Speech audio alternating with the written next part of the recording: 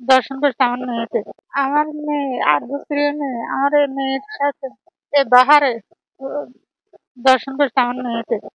বাহারে আমাদের বাড়ির পাশের আমার ৮ বছরের লেদা মেয়ের সাথে এই দুর্ঘটনা ঘটাই দিচ্ছে। হঠাৎ করে আসি গেছে হের ফুফু বাড়িতে না আসন দিচ্ছে না। হের ওই যে ওখানে বিল্ডিং আছে, বিল্ডিং এর কোণা থেকে পুকুর পাড়ে লয়ে গেছে মেয়েকে শূন্য করে মুখ চাবি ধরে শূন্য করে মেয়েরে নিয়ে মেয়েরা ওখানে করছে। আর একবার একটা ছেলে শিশুরে হে নির্যাতন করছে করছে না রে, এলাকা থেকে হে ফালাই চুরি করে বাগানে দি কোন এলাকাতে 6 মাস গোপন আছিল। 6 মাস পরে এখন আবার এলাকাতে বা কিছুদিন 4-6 মাস কিছুদিন আসিল, থাকার পরে এখন নতুন করে এদের এই বাচ্চা শিশুটাকে বিল্ডিং এর নিয়ে সুন্দর করে ওখানে নিয়ে এইভাবে নির্যাতন একটা শিশু, এভাবে ঘরে ঘরে সব শিশুরে এভাবে নির্যাতন হবে, কখন কে কারে ভাড়া দিব।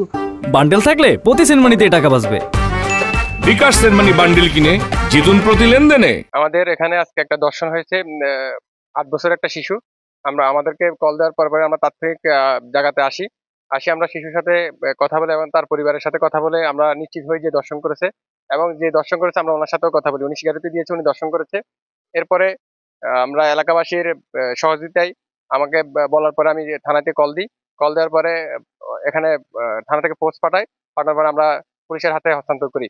আমরা চাই রামগতি তথা বাংলাদেশে দর্শকদের যেন দৃষ্টান্তমূলক শাস্তি হয়। আর আজকে আমাদের এখানে যে দর্শন হয়েছে 8 বছর শিশু, আমরা এটার সর্বোচ্চ শাস্তি দাবি করছি। আমার আব্বা এই হত্যের মানুষ ন, আমার বাবা হাসক্ত নামাজ পড়ে মসজিদে হাসক্ত আজাদে।